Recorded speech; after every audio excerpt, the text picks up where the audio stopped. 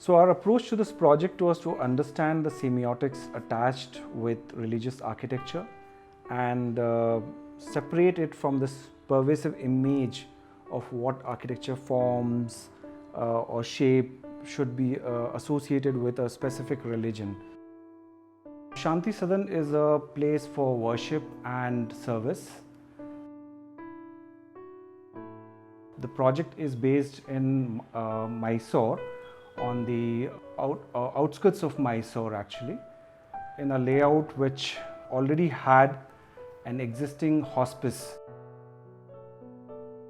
And the project is commissioned by Christian congregation based out of Mysore called Sisters of Saint Anne Luzerne, and they wanted sort of an extension of their existing facility built on this trapezoidal site which has already an existing hospice building, and that's the site boundary.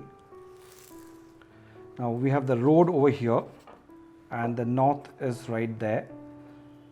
So the site already had an existing structure which was in a state of disrepair and quite old. So they wanted to bring that down and rebuild a facility which will accommodate, few nuns over there who were already living in this existing hospice building, and there were a few students as well who needed to be accommodated in a dormitory. So the brief given to us was to design a formation house. They wanted to keep the building very simple, and the way we approached the project was to reflect in our own design the austerity and simplicity of the life of these sisters. The site had a lot of these existing trees and we just wanted to work with them. We retained most of the trees around. We oriented our accommodation facilities along this north-south axis. We sort of detached and pushed the chapel right amidst this grove of trees. So it was, in a way, metaphorically, we thought it would be nice to separate the chapel from the main accommodation facility. We created these small courtyards, 2 of them, and we introduced other functions like a small office here, a staircase over there, and of course we needed to connect it to the existing hospice building there. Now on the ground floor we had a small office again and 2 rooms for these sisters, and we had the dining space and a kitchen. So what we did is we added another layer in front of our actual built mass. What it does is that it creates that sort of an apron in front of the the proposed design, and also helps us in sort of creating this play of light and shadow through this porous perforated brick screen. On the hindsight, this entire design, the language what we used over here got quite a bit of an influence of certain imageries what I had in my head through my visits to Ajanta and Ellora cave a few years ago, and my visit to Durga temple at Aihole. One of the concerns by the client was that the current accommodation in the adjacent building becomes quite hot.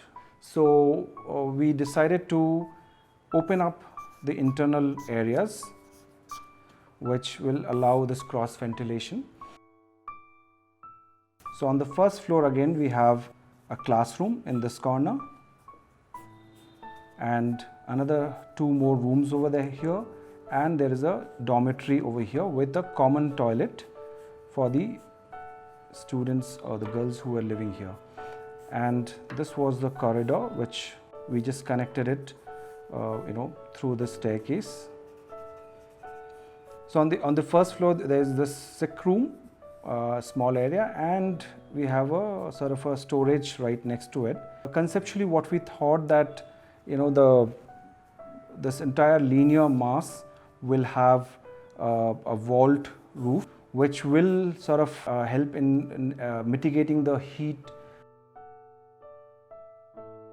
Just to give a little contrast to the entire massing, we've got two towers. One is over this small office, and the other one is right over this chapel. We came up with this idea of RCC vault, and suddenly we realized that we don't have a place for water tank. So what we decided that we will mount the water tank right over this office and treat it like the church spires. The vaults kind of create this heightened spatial experience, apart from mitigating the summer heat of Mysore. The entire structure is load-bearing structure. That will definitely cut down the cost on the steel and concrete. And we were of course concerned about how to build this vault. Initially we wanted to definitely try with a brick vault, but the span became quite large. It's almost 5.5 meters, close to 5.5 meters. So that's why we decided not to try a brick vault. We went with RCC. We've cladded this vault with China mosaic to reflect the summer heat. In the front, what we've done is to get this sort of a filigree, like beautiful play of light and shadow, because this is the south facade, and we just want to take advantage of that and created this sort of a beautiful intricate work, using these bricks laid in different patterns. Almost like this part of the curved wall, the brick is laid more like a fish scale, so it just keeps popping out, and there are these the crevices. What comes out really brings in a beautiful breeze, as well as a very subtle light inside this corridor. So it kind of conditions your mind when one walks in this corridor.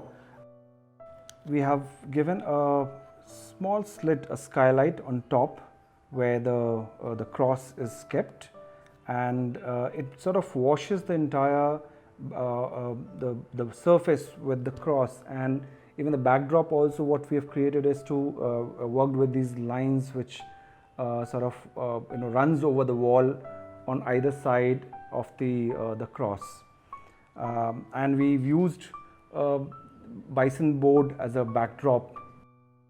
Security and safety was one of the very important concern in this project. So they wanted to ensure that there is no way outsiders could barge in. They asked to enclose this entire corridor with some sort of a grill system, and we took that as an opportunity to work out the grill in certain sort of a dimension, which again created a certain play of light and shadow. In terms of color, we used very neutral palette of beige on the main structure, and we have this white China mosaic on the vault, and we have a apron of brick wall around the chapel and at the entrance foyer. What we thought is that it will be nice to highlight these two towers.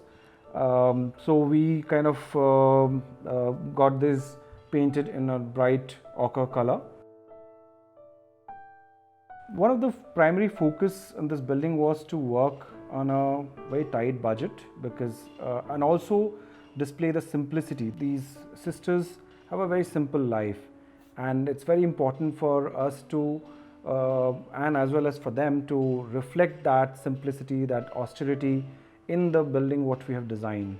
So that's why we have used very limited finishes, and keeping all load bearing walls. These are all concrete block walls, but specially designed to be used for load bearing structures. Scale was very pertinent for this project because as we see that the road is here, and we just gradually wanted to build the mass. So it's more like the long linear form of this, the vaulted part of the building is in the backdrop, wherein these little elements, the brick apron, the towers, they all sort of stand in the foreground. So this project was in some way sort of an effort to marry nature, or rather the built and the unbuilt.